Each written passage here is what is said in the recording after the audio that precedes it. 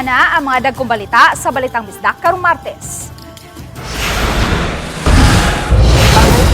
Pag-agi sa mga sakyanan sa Biliran Bridge, padayong gi-regulate. Magsuon patay, human giingong nakikpinusilay sa Talisay City Police. Libuan ka supporters ni dismissed Mandawi City Mayor Jonas Cortez nag-prayer rally. O kumustahon ta ang babaeng nanganak sa kalsada ang gitabangan sa usa ka nursing student. Kini ang GMA Regional TV Balitang Bisdak. Maayong hapon, ako si Luan Merondina.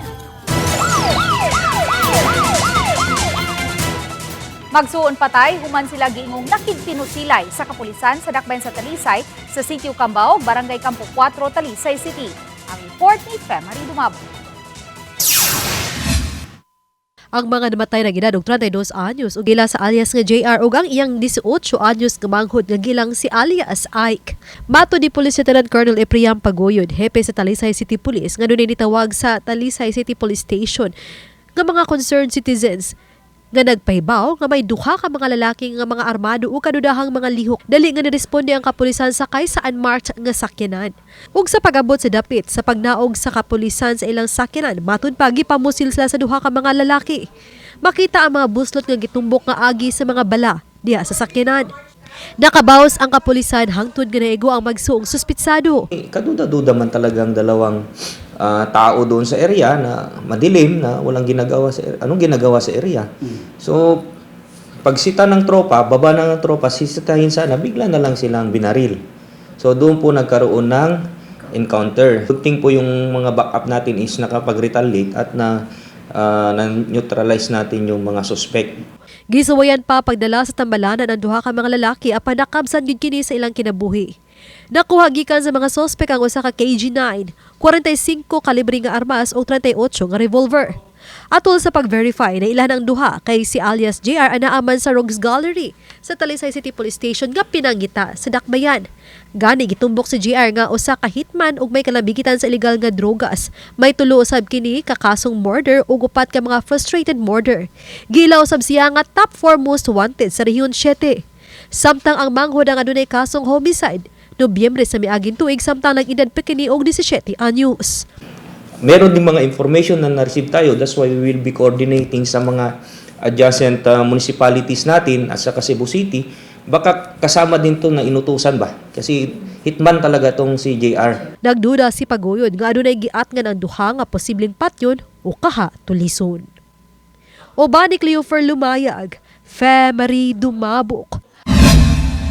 Balitang Bisdak. Nag-prayer rally kagabi sa Mandawi City ang mga supporters ni dismissed Mayor Jonas Cortez aging pagpakita sa ilang suporta. Padayon nilang panawagan, eleksyon, dili diskwalifikasyon kaniya. Ang report ni Nico Sereno. Sa grounds sa kanhi Cebu International Convention Center kagabi, nagkatapok ang mga supporters ni kanhi Mayor Jonas Cortez. Nagpahigayon sila og prayer rally o candle lighting activity. Mitambong ang iyang pamilya ug mga kaalyado nga gikasubo ang nahitabo kang Cortez. Nanawagan sa COMELEC makapadayon siya sa paglansar sa katungdanan. Kahinumduman gipakansilar sa COMELEC 2nd Division ang Certificate of Candidacy ni Cortez gumikan sa giingong material ug false representation. Is not only unfair, but it is premature. Nga naman, tungod kay ang case subject layo pa kayo sa tinuod. Ang balaod is so clear na gingon any decision is not final unless it goes through the highest court of the land. I-suspend atong mayor sa katuig. Wala abti o usa ka buwan. Pinapod suspension ang naabot. This time, dismissal. Kagahapon sa press conference, gipahibaw ni Cortez nakafile na siya sa iyang motion for reconsideration sa desisyon sa COMELEC. Gibarugan niya, walay pagpamakak nga nahitabo sa iyang giduso nga COC kay dili pa man pinal ang desisyon sa laing kaso nga iyang giatubang. Under appeal pa ang maong kaso. So why would I say nga na ako'y kaso nga with finality and executory, no? Kanang para nako no akong tupag, of course. Kunya ang gikuan sa COC, if yes, specify sa ngadto sa SOA. LA akong gibutang. Nico Sereno, Balitang Bisdak. Gitugutan ang mga PDL sa Talisay City Jail Male Dormitory nga makapahigayon sa ilang kaugalingong Christmas party uban ng ilang mga pamilya. Ang live report ni Fem Marie Dumabo. Fem?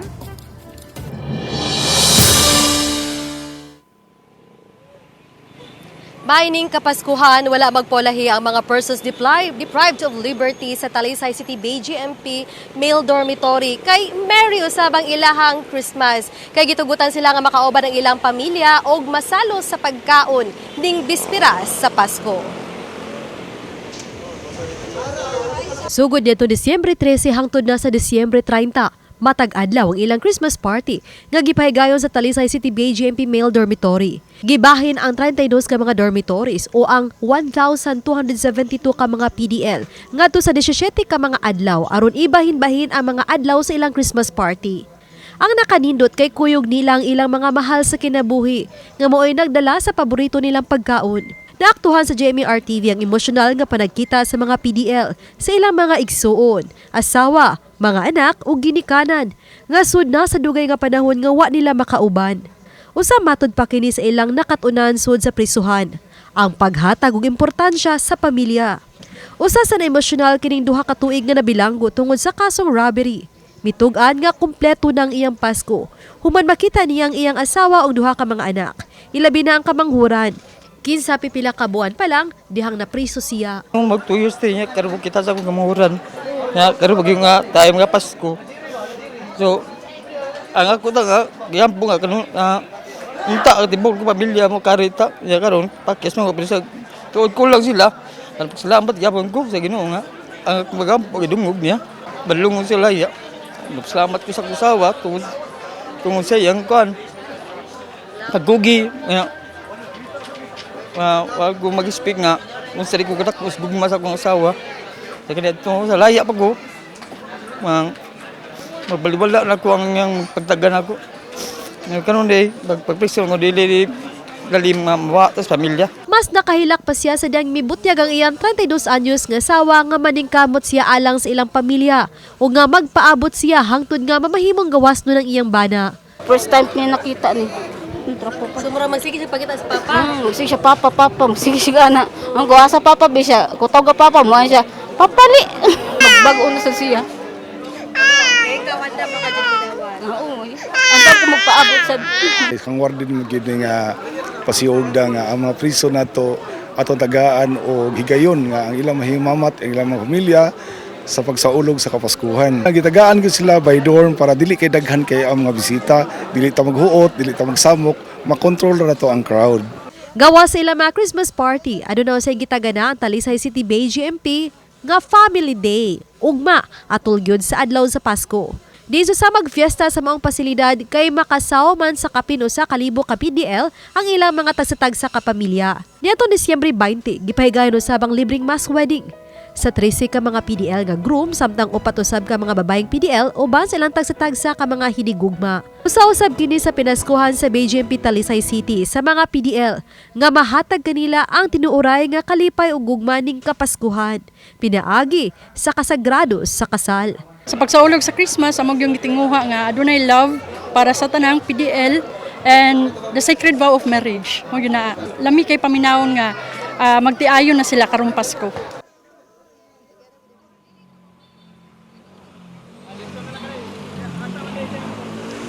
May nining tungura ni ata karon dinhi sa atubangan nga bahin sa Cebu South Bars Terminal. Din sa tuang pag-aninaw sa sud nga bahin kanina ang alas 4:45, nakita nato nga minus na ang mga pasero nag-abot-abot pero daghan pa kining mga bus ug mga van. Amo mga pasero nag-abot-abot ang niapas nga aron makauli usab gyud sa ilahang tagsa-tagsa ka mga lugar sa probinsya sa Subo aron didto makasaulog sa ilahang Pasko uban ang ilang mga tagsa-tagsa ka pamilya. Ato usab nakita nga aduna sa pipila ka mga bus nga nisod pod dinhi sa Cebu South Bus Terminal dala ang mga pasahero usab nga dinhi pod buot mo sa ulog sa Pasko dinhi sa Dakbayan sa Sugbo ug sa mga silingang syudad. Samtang sa kilid nga bahin usab sa tunamitungan mao kana ang padong sa Osaka Mall diin nakita usab nato ang pipila ka mga tawo nga nagpadulong sa maong mall aron siguro sa pagpamalit, pag-apas ug pamalit sa ilahang pang Noche Buena ug ang uban usab aron usab sa ilahang pagpamalit og mga pangregalo ning Kapaskuhan. So mo kada ang latest dinhi karon sa tong sitwasyon dinhi sa Dan and Bacalso Avenue dinhi atubang nga Cebu South Bus Terminal ug sa pipila ka mga establishmento.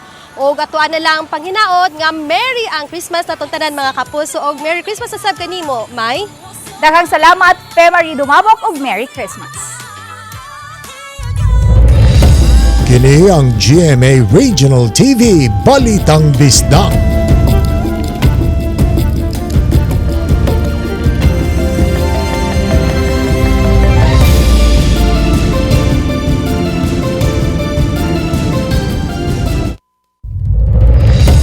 Kini ang GMA Regional TV Balitang Bisdak. Human nag-viral kining video sa dakong taytayan sa Biliran Province sa Eastern Visayas nga daw nagbaud-baud, gi-inspeksyon na kini sa mga otoridad. Gididan una sa pagkakaroon nga makaagi sa bridge ang mga dagkong truck ug heavy equipment. Anang report ni Nico Sereno. Alas 3:23 kagahapon sa hapon, nakuha og video sa netizen nga si Alves Kate ang paglihok sa Biliran Bridge nga daw sa nagbaud-baud. Matud niya nga samtang pasaka sila sa bridge, sakay sa usa ka pribadong sakyanan, nabantayan niyang nanghunong ang tulo ngadto sa upat ka mga motor sa tunga-tunga nga bahin. Nagtuo siya nga may disgrasya. Busa ni hinay-hinay na lang sab sila nga mipasaka. Apan nahibong na lang siya nga dunay tawo nga nagsigi og para sa ilang sakyanan nga daw nalisang. I was thinking, batik na nga yung tabang or unsa, so pag-stop na mo, dito ko nakakita nga nag-move na ang kuwan, nag-move ang tulay. So, nalisang kay ko ba, kay murag gabi na ko, murag sa salida nga I was thinking, murag last na to sa akong kinabuhi. So, mga nga, nawag tang kadiyot ang akong espiritu. Tungod kay nangalisang na sila, nag-anam-anam og backing ang mga sakyanan nga misangpot sa paghuot sa dagan sa trapiko sa Taytayan. Bana-bana ni Alves Kate, milanat og 30 minutos ang paglihok sa Biliran Bridge. Ang Biliran Bridge ang nag-inusarang agianan o Taytayan nga nagdugtong sa Biliran Province sa mainland Leyte. Hinungdan nga nagduha-duha usab siya pagbiya ug nakahukom nga mupugos paglabang sa Taytayan dihang mihinay na ang paglihok niini. Nahadlok sila, ma'am, ya. Kaya na bang sa ako nga side, nahadlok ko magtabok. Kay na bitong basig matimingan nga ako'y nasa tunga magguba. Pero I was thinking nga, ug mo hinahinay na kinahanglan makalapos gyud mi kay we are not from Nabal. Nya maghuwat mi ug moingon ng DPWH nga di na makalapos na matanggol nga among mga sakyanan diri sa Pikas, ma'am. Gipahibaw ni DPWH Biliran District Engineer Erwin Antonio, mi-inspeksyon ang mga engineers sa 50 anyos na nga Taytayan. May nag-crack ba na slab, may nag-crack ba na mga asphalt natin? Wala. May bolt ba na nalagpot, may bolt ba na tanggal, mayroon bang, yung steel natin, nagkaroon ba ng kunting deformation? Wala naman po, naghahapon ng hapon.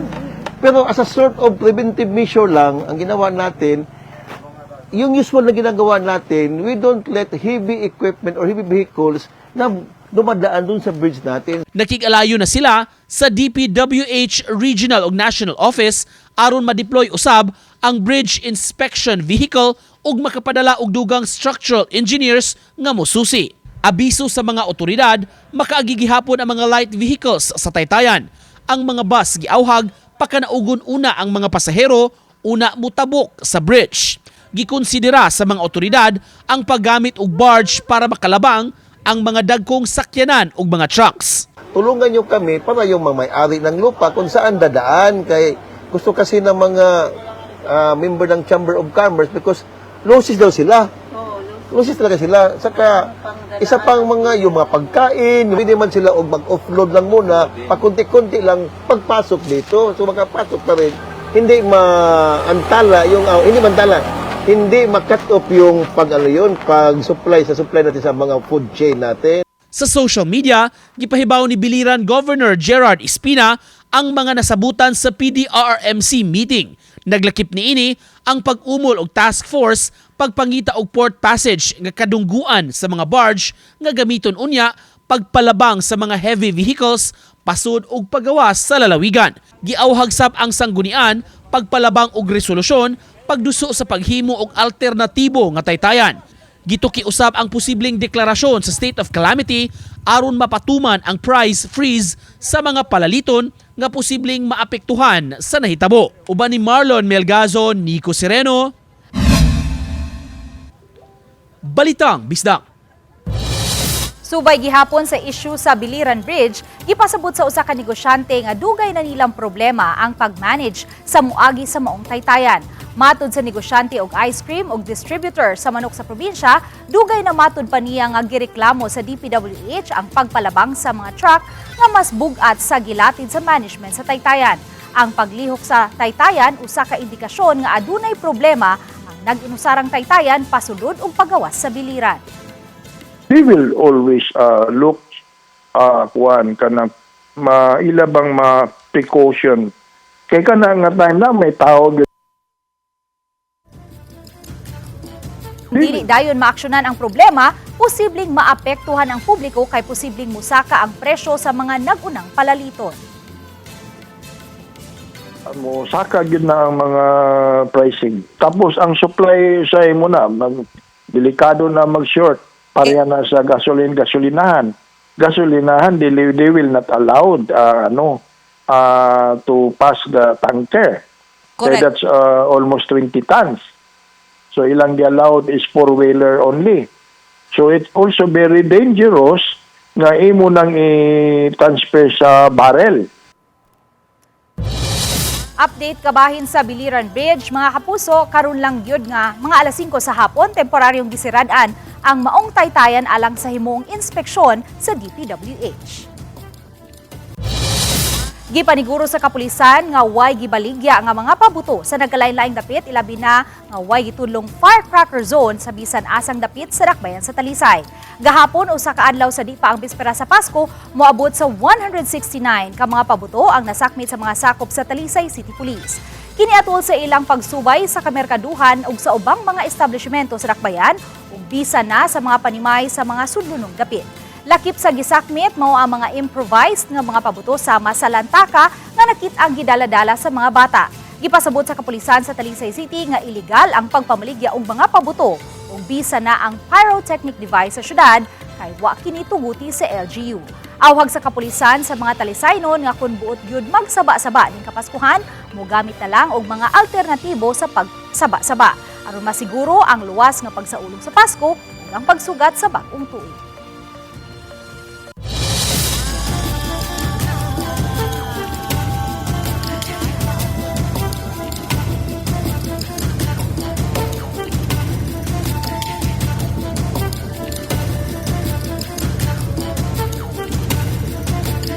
Kini ang GMA Regional TV Balitang Bisdak.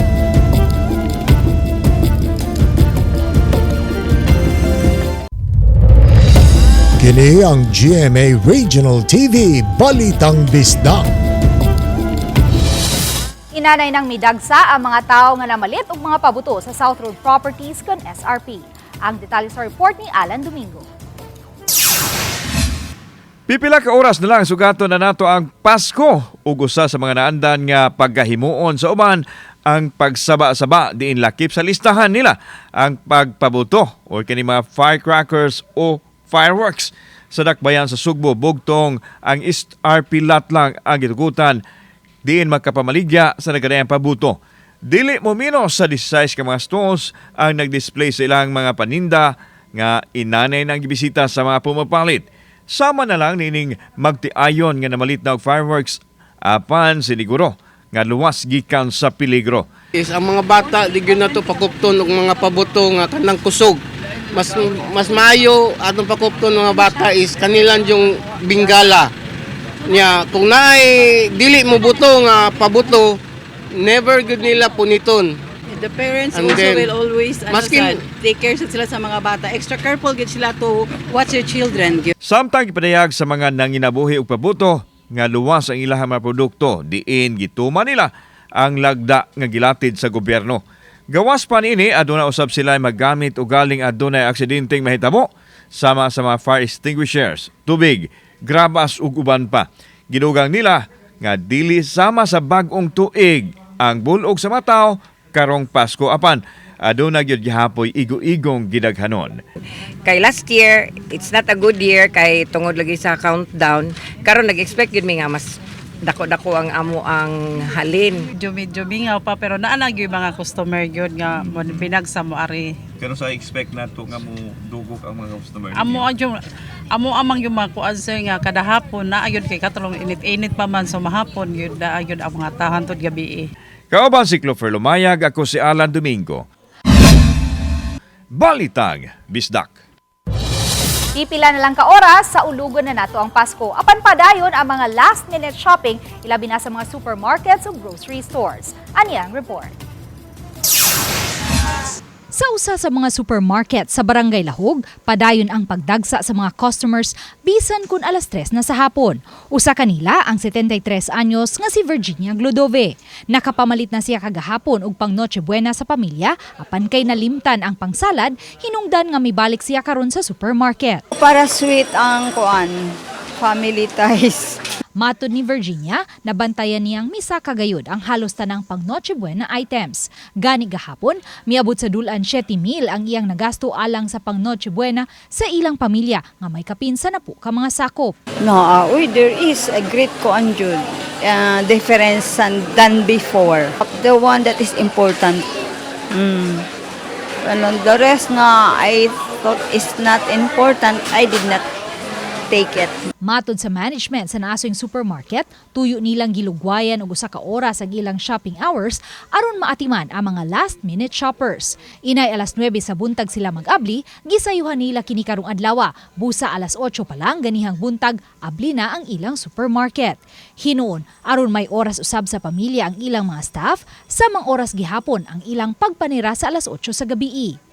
Samtang giangkon usab sa management sa supermarket nga misa kagayod ang presyo sa mga grocery items, ilabi na ang pang Noche Buena. Sa pagsod pa lang sa December is ni-increase na gid ang mga prices.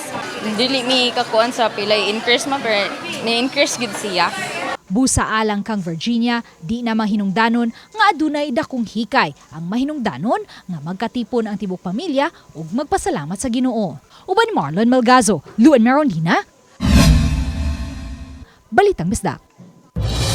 Subsub ang preparasyon sa National Shrine of St. Joseph sa Mandaue alang sa adlaw sa Pasko. Ning bisperas karon busy ang mga staff sa paglimpyo sa simbahan. Giandam usab ang Belen o nativity scene. Gidayan-dayanan na ilabi na nga magsilbi kining highlight sa Christmas celebration. Samtang nabisi sab ang mga altar servers sa rehearsals alang sa High Mass nga pagahimuon. Samtang sa ground sa simbahan, gikalipay sab kining gipahigayong gift giving ang gihimo. Gitapukan sa mga vendors ang mga miyembro sa usa ka grupo nga nanghatag og mga pagkaon ug pagpaniudto. Milibot lang sila sa lain-laing lugar aron makapanghatag og pack meals nga ilang giandam, na desisyon na nila kini aging pagpaambit sa ilang grasya nga nadawat. Every December. Nga naman sir? Para sa share our blessings sa mga katawhan. Nagmalinaon sa kinatibukan ang pagpahigayon sa siyam kaadlaw nga misa de Gallo sa nagkadiyang dapit sa Talisay City. Matud sa Talisay City Traffic Operations Development Authority kon City Toda nga dakong tabang ang pagpahigayon sa mga anticipated mass nga wala ra gyud nakapahuot sa trapiko. Di pareha sa nangaging katuigan. Giangkon sa pangu sa City Toda, Joy Tumulak nga gikan sa pagsugod sa misa de Gallo niadtong Disyembre 16 wala sila'y nasugatan nga mga problema sa trapiko. Sa naandan ang misa de Gallo mahitabo sa kadlawon diin daghan yun ang mga manimbahay nga magdasok sa simbahan hangtod na sa pagpamauli. Apan gumikan sa pagpahigayon og misa nobenaryo sa gabi una sa misa de Gallo nabahin na ang mga tao. Ni samot pagyud kini nga nahamugaway ang simbahan gumikan sa mga misa nga gipahigayon diha sa mga kapilya ug mga basketball court sa nagkadiyang barangay sa Talisay. Gipangandaman usab nila ang misa Aguinaldo karong gabi, din posibleng mas mudaghan pa ang mga manimbahay.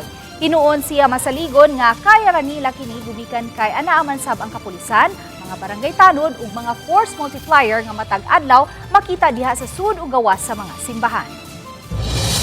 Hangtod karon padayong gibahaan ang mga barangay sa Mabuhay, San Pablo ug Binaluan sa lungsod sa Taft sa Eastern Samar human sa usa ka semana nga way hunong ang pag-uwan-uwan.